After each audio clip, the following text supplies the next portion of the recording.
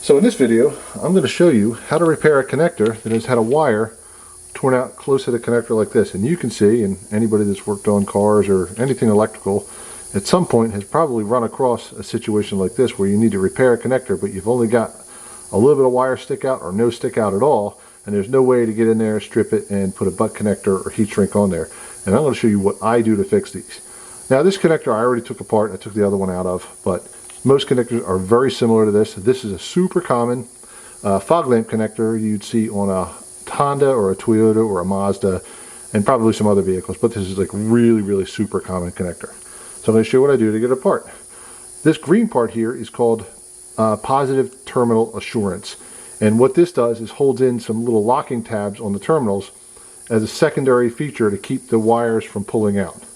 So what you do is you pull, sometimes you get under them, but this one I'm just going to use a little pick and you just pry it out, and I'm probably going to launch this into oblivion because these typically go, yeah, there you go, out. And then you can see right here there's this locking tab. It's a little, maybe a little clearer over here.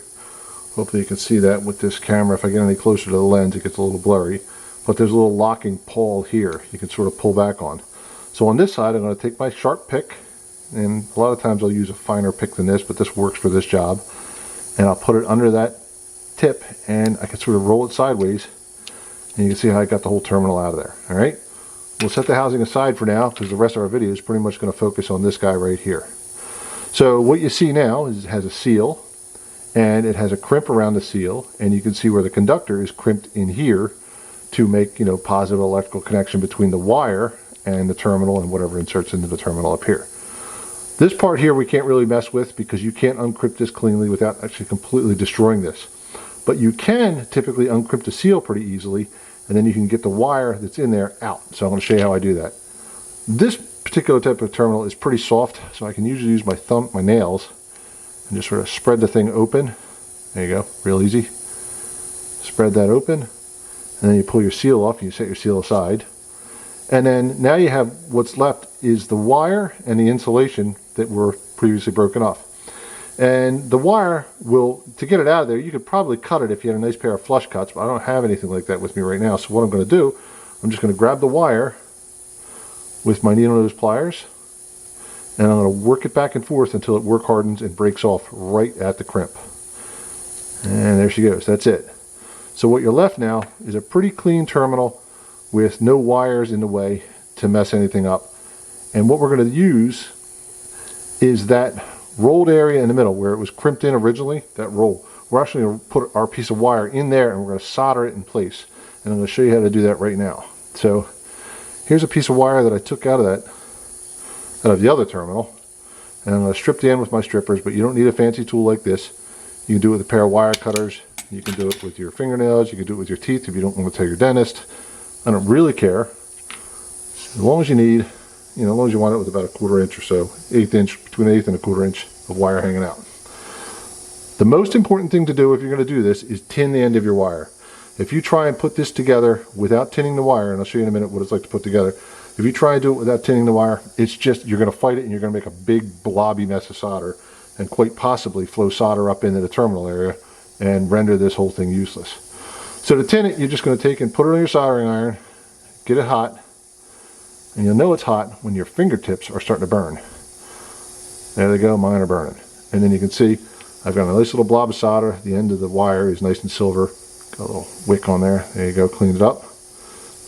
And the next step is set your nuclear soldering iron out of the way, and then take, I'm going to actually snip the very tip of that off because it's got a little melty hair on there. If you can see that little point, we can take that off of there. No need for that. Now you've got a nice tinned wire, and we're going to put the seal back on. And you slip the seal right down to the insulation. And then what I like to do is I like to give the wire a little bit of a bend at an angle like that, and you'll see it, well, you'll see in a second. The next thing we need to do is sort of bend these back into shape a little bit. What we bent out of the way to get the seal out. And kind of give these a little bit of a shape again. And I have the proper crimpers, but we're going to do this with pliers. You could use a pair of crimpers like this. It has a nice little round jaw on it to crimp these down, but most guys probably won't have those. They're going to do it with a pair of pliers, so that's how we're going to do it. And you can see how I take the bend and I put the bend down into that rolled area. That area that's rolled in is where I'm going to put that piece of tinned wire. Alright? And it's got just enough grip to hold it onto the seal right now. And we're going to crimp that back down in place with our needle nose pliers. And you can see how that wire is crimped right up against and in that little channel. So this will be a snap to solder. So I'm going to put it in my third hand tool here just to make it easier for video purposes. But you guys can, a lot of times my pliers are pretty stiff. I can hold a pair of pliers and let it hang off the bench. You know, there's a lot of ways you can hold that terminal while you're soldering it and not have to have both hands tied up. So then I'm just going to heat it up, and you only need a drop of solder. You don't want to put a big blob of solder on it. If you start flowing a lot of solder in it, it's going to run up into this terminal area here and render this thing useless. You want to use the minimum amount of solder it takes to actually make a solid joint. So we're going to heat this guy up, and we're just going to put a drop of solder in there.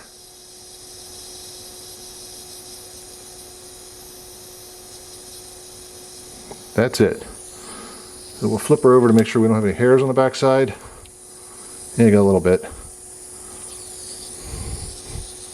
Ooh, that's really hot. There you go. Just cleaned it up. And that should be a nice mechanically, there's a little bit there on the seal, no big deal. And that should be a nice mechanically tight, it's going to be really hot, but we're going to pull on it. And that is a mechanically sound repair. We'll slip that in there. Click. And that wire is nice and tight. That's all you got to do. If you're in a pinch, you can save a lot of connectors this way. Thanks for watching. See you later.